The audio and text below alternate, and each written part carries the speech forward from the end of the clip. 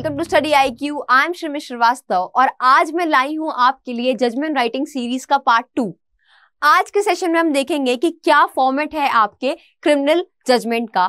और मैं बता चुकी हूं पहले भी कि फॉर्मेटिंग के भी एग्जामिनेशन में मार्क्स होते हैं और इसलिए ये फॉर्मेट जो है आपका बहुत ही इंपॉर्टेंट रोल प्ले करता है। तो आज के सेशन में हम देखेंगे कि क्या फॉर्मेट है, क्या स्टैंडर्ड फॉर्मेट है आपके क्रिमिनल जजमेंट का, कैसे फॉर्मेट होता है आपका जजमेंट राइटिंग का, क्रिमिनल जजमेंट का।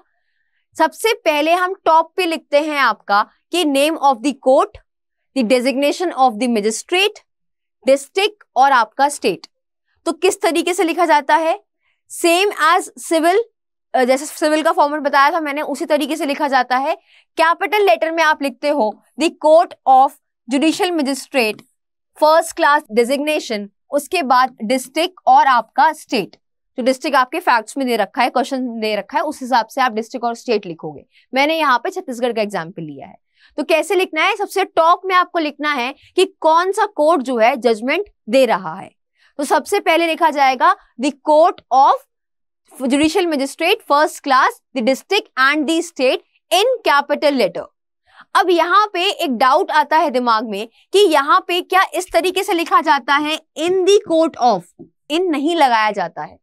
द रीजन बीइंग कि आप जो है एज अ जज जजमेंट राइटिंग कर रहे हो, आप कोई प्लीडिंग नहीं कर रहे हो, तो यहाँ पे इन नहीं आएगा। This is the wrong format. कैसे स्टार्ट करना है आपको, सिर्फ ऐसे स्टार्ट करना है the court of judicial magistrate, the designation of the जज first class, the district and the state, like that। आप आगे इसके इन मत लिखना, that is a wrong format, right? Now moving ahead, next क्या लिखना है, next आपको 4 डिटेल्स लिखनी है राइट हैंड साइड पे। और वो 4 डिटेल्स क्या है आपकी, CSI नंबर, date of institution, police station और आपका क्रिमिनल केस नंबर। ये 4 डिटेल्स जो है आपकी राइट हैंड साइड पे आएंगी। उसके बाद आप लिखोगे लेफ्ट हैंड साइड में डिटेल्स ऑफ पार्टीज, क्या नाम है पार्टीज का, एज, रेजिडेंस, कहाँ उनके सन ऑफ कौन है, फिर आपका उनकी ऑक्यूपेशन क्या है। ये सारी चीजें जो फैक्ट में आपको दे रखी हैं वो आप लिखोगे। मैं पहले भी बता चुकी हूं कि आपको कुछ ज्यादा खुद से प्रिज्यूम नहीं करना है। जो आपके फैक्ट्स में दे रखा है आपको बस एज इट इज वही फिल करना है। यहाँ पे नहीं दे रखा है, लीव इट ब्लैंक। बट ऐसा मत करना कि आप खुद से कुछ प्रिज्यूम कर लो, आइडेंटिफिकेशन हो जाए उस चीज से और आपका पेपर जो है कैंसिल हो जाए मेंस का, राइट? तो आपको अपनी तरफ से कोई आइडेंटिटी नहीं डिस्क्लोज करनी है। आपको अगर पेपर में दे रखा है तो आप वो लिख सकते हो, नेम ऑफ द पार्टीज, किसके सन है और क्या रेजिडेंस है, क्या एज है, ऑल दोज थिंग्स। अगर नहीं दे रखा तो आप सिंपली ब्लैंक छोड़ सकते हो उसको। नेक्स्ट, उसके बाद जहां पे आप पार्टीज की डिटेल लिखोगे लेफ्ट में, उसके बाद आप लिखोगे, नेक्स्ट लिखोगे कि डिफेंस की डिटेल्स लिखोगे वर्सेस डिफेंस की डिटेल लिखने के बाद आप क्या करोगे कि उनके जो काउंसिल है उनके नाम लिखे जाएंगे, दोनों पार्टीज के काउंसिल के नाम लिखे जाएंगे। उसके बाद कैपिटल लेटर में दोबारा से सेंटर में पेज के जजमेंट लिखा जाएगा। कैपिटल लेटर में जो है जजमेंट लिखा जाएगा सेंटर में बिल्कुल, और उसके नीचे ब्रैकेट में रनिंग हैंड राइटिंग में आप लिख सकते हो pronounced on so and so date, right? उसके नीचे ब्रैकेट में इस तरीके से करके आप लिख सकते हो pronounced on so and so date. After this I will show you the format also. उसके बाद उसकी नेक्स्ट लाइन में आप लिखोगे कि मेन बॉडी आपकी उसके बाद ही शुरू हो जाएगी, और मेन बॉडी जो है हम हमेशा नंबरिंग करके लिखते हैं पैराग्राफ में। तो सबसे पहला पॉइंट क्या होगा, इंट्रोडक्टरी पार्ट, और उस इंट्रोडक्टरी पार्ट में आप लिखोगे कि किस सेक्शन में, कौन से एक्ट में आप जो है एक्यूज को चार्ज कर रहे हो, कौन सा सेक्शन लगाया है आपने एक्यूज में, IPC में ले जा रहे हो, जहां भी जिस भी एक्ट में ले जा रहे हो, वो सारी चीजें इंट्रोडक्शन आप उसमें पहले पॉइंट में लिखोगे। नेक्स्ट पॉइंट में आप लिखोगे अपना कि कोई अनडिस्प्यूटेड फैक्ट हो, कोई ऐसा फैक्ट जो डिस्प्यूटेड ना हो, मतलब जो दोनों पार्टी एग्री कर रही हो, अनडिस्प्यूटेड फैक्ट लिखोगे आप पॉइंट नंबर 2 में। अपने पॉइंट नंबर 3 में आप लिखोगे कि क्या स्टोरी है प्रोसिक्यूशन की ब्रीफ में। अब यहाँ पे आपको अपना टाइम सेव करना है, जितना ज्यादा ब्रीफ तरीके से लिख पाओ प्रोसिक्यूशन की स्टोरी, उतना ज्यादा ब्रीफ करके आपको लिखना है। नेक्स्ट पॉइंट में डिफेंस की स्टोरी बहुत ब्रीफली लिखनी है आपको वहां पे टाइम जो अपने आप को बचाना है, क्योंकि already the story is already given in the question. तो आपको उसको रिपीटेशन नहीं करना है, बस ब्रीफ में आपको बता देना है कि प्लेंटिफ क्या कह रहा है, जो भी एसेंशियल पॉइंट्स हैं, जो भी एसेंशियल फैक्ट्स हैं। यहाँ पे आपको अपना, क्योंकि मैंने आपको बताया कि आप जजमेंट राइटिंग कर रहे हो, आप खुद ही जज हो।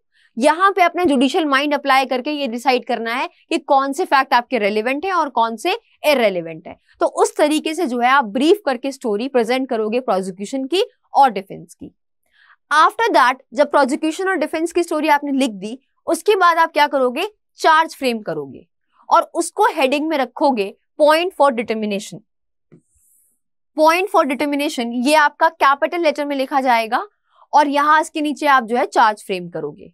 उसके बाद जो पॉइंट ऑफ डिटर्मिनेशन आपने किए हैं, जो चार्ज फ्रेमिंग करी है यहाँ पे, इसको क्या है इंडिविजुअली आप इस पे रीजन दोगे। तो यहाँ पे इन सेंटर आप लिखोगे रीजन फॉर डिटर्मिनेशन और एक एक करके जो चार्ज आपने फ्रेम किए हैं उसको डिटेल में डिस्कस करोगे।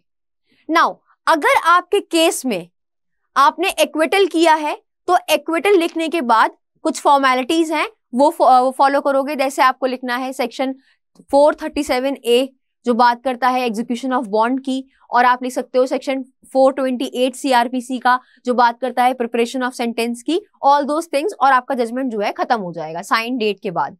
अगर मान लो आपके केस में कन्विक्शन हुआ है तो कन्विक्शन के केस में क्या करोगे, आप एक डेट फिक्स करोगे सेंटेंस डिसाइड करने के लिए।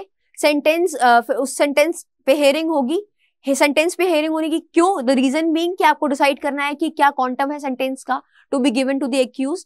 तो यहाँ पे ये प्रोसीजर आपको फॉलो करना पड़ेगा। उसके बाद नेक्स्ट इज कन्विक्शन के केस में आपको डिसाइड करना पड़ेगा क्वांटम ऑफ सेंटेंस, और क्वांटम ऑफ सेंटेंस डिसाइड करने के बाद आप सारी चीजें डिटेल में लिखोगे। एक्यूज का नाम, एक्यूज को कौन से सेक्शन में आपने चार्ज किया है, कितनी इम्प्रिजमेंट दी है, कितना फाइन दिया है, ये सारी चीजें आप टैबुलर फॉर्म में लिखोगे। So good so well. अगर नहीं टैबुलर फॉर्म में लिख रहे हो तो वैसे भी नॉर्मली लिख सकते हो। तो आपको ये सारी चीजें रीहेयरिंग के बाद, मतलब आपने सेंटेंस पे हेयरिंग कर ली, उसके बाद ये सारी चीजें ये लिखनी है इस तरीके से। और अगर आपके केस, अगर आप में एक्विटल हो रहा है तो as I have told you 437A जो बात करता है आपके एग्जीक्यूशन बॉन्ड की, और प्रिपरेशन ऑफ सेंटेंस जो बात करता है सेक्शन 428 CRPC में, वो लिख के आप अपना जजमेंट खत्म कर दोगे एक्विटल के केस में। राइट नाउ लेट्स सी कि क्या फॉर्मेट है आपका आप क्रिमिनल जजमेंट का। ये मैंने आपको एसेंशियल पॉइंट्स बताया जो आप इनकॉर्पोरेट करोगे जब आप लिखोगे अपना क्रिमिनल जजमेंट। राइट, अब हमने ये फॉर्मेट को इस तरीके से ड्राफ्ट किया है, आप देख सकते हो कि सबसे पहले क्या लिखा गया है। जैसे मैंने बताया, at the top the name of the court, the designation of the जज, उसके बाद डिस्ट्रिक्ट, उसके बाद स्टेट। राइट, सबसे ऊपर लिखा है the court of dash designation of the magistrate लिखना है आपको फर्स्ट क्लास। राइट, उसके बाद the district and the state, और यहाँ पे ब्रैकेट में करके लिखोगे प्रिसाइडेड बाय। यहाँ नाम नहीं लिखना है जज का, आप इसको ऐसे ही डॉट डॉट डॉट छोड़ देना। नाउ राइट हैंड साइड पे ये 4 डिटेल्स मैंने बताई थी, CSI number, criminal case number, police station और आपका डेट ऑफ इंस्टीट्यूशन। केस आपको फैक्ट्स में दे रखा हो, प्रॉब्लम में दे रखा हो तो आप लिख दो, नहीं दे रखा हो तो लीव इट ब्लैंक। राइट, उसके बाद लेफ्ट हैंड साइड पे क्या लिखोगे, आप डिटेल्स लिखोगे प्रोसिक्यूशन की।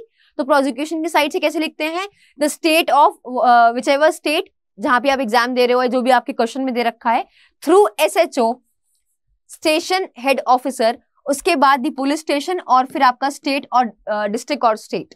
राइट, अब यहाँ पे डॉट डॉट डॉट करके यहाँ पे क्या लिख दोगे, प्रोसिक्यूशन साइड। मैंने बताया था कि पार्टीज की डिटेल्स लिखते हैं यहाँ पे।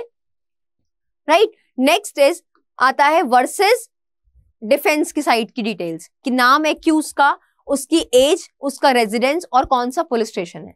ये सारी चीजें अगर आपको दे रखी हैं क्वेश्चन में तो ठीक है, आप एज इट इज लिख सकते हो। नहीं दे रखी है तो आप उसको खाली भी छोड़ सकते हो। राइट, अब ये लिखने के बाद यहाँ पे डॉट डॉट डॉट करके एक्यूज पर्सन, ये हो गई पार्टीज की डिटेल्स। उसके बाद जो प्रेजेंट काउंसिल है Shri ADPO from the prosecution side और Shri advocate for the defence side. यहाँ पे दे रखा है एग्जाम में क्वेश्चन पेपर में तो ठीक है, नहीं दे रखा है तो आप ऐसे ही ब्लैंक छोड़ के आ जाना, इस तरीके से लिखकर आ जाना। नेक्स्ट, ये लिखने के बाद, काउंसिल की डिटेल्स लिखने के बाद आपको क्या लिखना है, सबसे पहले जजमेंट लिखोगे आप कैपिटल लेटर में सबसे ऊपर मिडिल में पेज के। उसके बाद ब्रैकेट में लिखोगे pronounced on so and so date, and then पहला इंट्रोडक्शन ऑफ द चार्जेस, जैसे मैंने बताया कि कौन से सेक्शन में कौन से लॉ में आप उसको लेके आ रहे हो एक्यूज को। दूसरा, कोई अनडिस्प्यूटेड फैक्ट्स हैं वो लिखोगे। उसके बाद प्रोसिक्यूशन की स्टोरी ब्रीफ में लिखोगे, फिर आप डिफेंस की स्टोरी ब्रीफ में लिखोगे। उसके बाद आप क्या फ्रेम करोगे, चार्जेस फ्रेम करोगे। उसकी हेडिंग क्या रखोगे आप, उसकी हेडिंग रखोगे पॉइंट्स फॉर डिटर्मिनेशन। और उसके बाद इन पॉइंट्स ऑफ डिटर्मिनेशन का क्या करोगे आप, रीजन दोगे। उन चार्जेस पे जो आपने फ्रेम किया उसको डिटेल में डिस्कस करोगे, उसकी हेडिंग होगी रीजन फॉर डिटर्मिनेशन सेंटर में। उसके बाद आप सारे पॉइंट्स है जो भी आपने चार्ज फ्रेम किए हैं उसको डिटेल में डिस्कस करोगे। Right now next is explain करोगे। अब यहाँ पे मैंने बताया कि अगर कन्विक्शन हो रहा है तो रीहेयरिंग होगी। रीहेयरिंग होगी तो आप एक्सप्लेन करोगे सेंटेंस को। टेबल बनाना चाहो तो टेबल बना सकते हो, नॉर्मली भी लिख सकते हो सेंटेंस को। And then remaining formal clause की अगर आप जो है उसको सेक्शन 360 ऑफ सीआरपीसी में उसको छोड़ रहे हो, ठीक है, वार्निंग देके छोड़ रहे हो, या फिर आपने जो आप ये लिखोगे कि फ्री ऑफ कॉपी उसको जजमेंट मिलनी चाहिए 363 सीआरपीसी में, तो ये सारे प्रोविजंस आप जो है फॉर्मल क्लॉज कर सकते हो। उसके बाद ये लिखोगे the judgement is dated, signed and pronounced in the open court, और यहाँ पे आप साइन लिखोगे। उसके बाद लिखोगे द डेजिग्नेशन ऑफ द जज, द डेजिग्नेशन ऑफ द जज of the magistrate, and here the sign the district and the state, ठीक है। यहाँ पे साइन, डेजिग्नेशन ऑफ मैजिस्ट्रेट, और यहाँ पे डिस्ट्रिक्ट और स्टेट, और यहाँ पे भी जहां पे आपने लिखा है judgement is dated, signed and pronounced in the open court, उसके नीचे भी साइन आएगा, डिस्ट्रिक्ट मैजिस्ट्रेट का आपका डेजिग्नेशन आएगा फर्स्ट क्लास, और यहाँ पे आएगा डिस्ट्रिक्ट और स्टेट। तो ये है आपका एप्रोप्रिएट फॉर्मेट क्रिमिनल जजमेंट का। सो आई होप आपको अच्छे से समझ में आया होगा, बेसिक्स क्लियर हुए होंगे। And still if you have any doubt, any query, you can reach me out on Telegram और इंस्टाग्राम, और आप सर्च कर सकते हैं मुझे टेलीग्राम पे श्रीमी श्रीवास्तव के नाम से। सिमिलरली आप मुझे फॉलो कर सकते हैं इंस्टाग्राम पे भी सेम यूजर नेम से। कोई भी डाउट है आप मुझे यहाँ पे रीच आउट करें and feel free to ask me anything. Now एक और इम्पोर्टेंट अनाउंसमेंट कि अगर आप टारगेट कर रहे हैं किसी भी अपकमिंग स्टेट जुडिशरी एग्जामिनेशन को, तो आई वुड से foundation batch 8 is for you. Now यहाँ पे ये लाइव बैचेस हैं जहाँ पे आपको लाइव लेक्चर्स प्रोवाइड किए जाते हैं, और एक बेस्ट फीचर यहाँ पे लाइव लेक्चर्स का ये है कि आप हमसे वर्बली, ओरली कम्युनिकेट कर सकते हैं क्लास में। आपका जो भी डाउट है आप हमसे वर्बली पूछ सकते हैं क्लास में ही। इसके अलावा भी बहुत सारे अमेजिंग फीचर्स हैं इस लाइव फाउंडेशन बैच में। तो यहाँ पे बैच 8 में आपकी प्रीलिम्स, मेंस और इंटरव्यू की तैयारी कराई जाती है कंप्रीहेंसिव तरीके से, जस्ट 12 मंथ्स, राइट। तो 12 महीनों में कंप्रीहेंसिव तैयारी कराई जाती है, और ये कोर्स आपका वैलिड रहता है 2 साल के लिए। और इस कोर्स का प्राइस है 24,999। डिस्काउंट कोड श्री लाइव जो आपके स्क्रीन पे आ रहा है उसको इस्तेमाल करके आपको मिलेगा सबसे ज्यादा डिस्काउंट। तो डिस्काउंट कोड श्री लाइव जैसे आप यूज करेंगे आपको ये कोर्स मिल जाएगा 24,999 में 2 साल के लिए। और अमेजिंग फीचर्स की अगर हम बात करें इस लाइव फाउंडेशन बैच में, तो आपको मिलते हैं hand written notes, lecture notes, और डेली एमसीक्यू की प्रैक्टिस भी कराई जाती है। और डेली एमसीक्यू की प्रैक्टिस और जो आपके ये लेक्चर नोट्स हैं ये हिंदी और इंग्लिश दोनों में ही प्रोवाइड किए जाते हैं आपको। सो अगर आप टारगेट कर रहे हैं अपकमिंग स्टेट जुडिशरी एग्जामिनेशन को, तो आई वुड से batch 8 is for you. Classes इसकी 20 अक्टूबर से स्टार्ट होने वाली है शाम को 4 बजे। पर डे 2 क्लासेस होती हैं आपकी, एक मेजर लॉ की और एक माइनर लॉ की। इसके अलावा एक डेडिकेटेड मेंटर भी अलॉट किया जाता है जो आपको हेल्प करता है इस पूरी जर्नी में, चाहे वो स्ट्रैटेजी को लेकर हो या फिर आपके कोई भी अप्रोच को लेकर हो, स्टेट के टाइम मैनेजमेंट को लेकर हो, हर तरीके से ये मेंटर आपकी मदद करते हैं। इसके अलावा वीकली बेसिस पे legal current affair, general current affair की क्लासेस कंडक्ट कराई जाती हैं। जीएस और जीके जिन स्टेट में बहुत ही इंपॉर्टेंट रोल प्ले करता है वो भी आपका इस लाइव बैच में कवर अप कराया जाता है। आपको यहाँ पे आंसर राइटिंग करना सिखाया जाता है, आंसर राइटिंग की प्रैक्टिस भी कराई जाती है वीकली बेसिस पे। इसके अलावा आपको यहाँ पे जजमेंट राइटिंग, ट्रांसलेशन, वो सारे सेगमेंट्स जो इंपॉर्टेंट है एग्जाम को क्रैक करने के लिए, वो सब कुछ इस लाइव फाउंडेशन फाउंडेशन बैच में कवर अप कराया जाता है। तो बैच स्टार्ट होने वाला है 20 अक्टूबर से। What are you waiting for? जल्दी से जाके इनरोल करिए इस लाइफ फाउंडेशन बैच में। और इनरोल करते टाइम अगर आपको सबसे ज्यादा डिस्काउंट चाहिए तो यूज करें प्रोमो कोड STREELIVE। नो एक और इंपॉर्टेंट बात, एक और benefit discount code STREELIVE use करने का है कि आपको इस लाइफ फाउंडेशन बैच 8 के साथ सेम प्राइस में, दैट इज 24,999 में, लाइफ जुडिशरी का जो महापैक वाला कोर्स है जिसमें 16 स्टेट्स का रिकॉर्डेड कंटेंट है वो आपको मिलेगा फ्री ऑफ कॉस्ट। यानी कि जैसे ही आप डिस्काउंट कोड STREELIVE यूज करेंगे तो 24,999 में आपको 2 कोर्सेज मिलेंगे, लाइफ फाउंडेशन बैच 8 एंड इसके साथ साथ जुडिशरी का महापैक जिसमें 16 स्टेट्स का रिकॉर्डेड कंटेंट है। So I would say affordable price में आप अपनी प्रिपरेशन को स्टार्ट कर सकते हैं। जल्दी से जाके इनरोल करिए एंड अगर फिर भी कोई डाउट है, कोई इशू है तो आप मुझे रीच आउट कर सकते हैं टेलीग्राम और इंस्टाग्राम पे। So this was all for today's session. Stay tune in the next lecture. Till then take care, bye bye.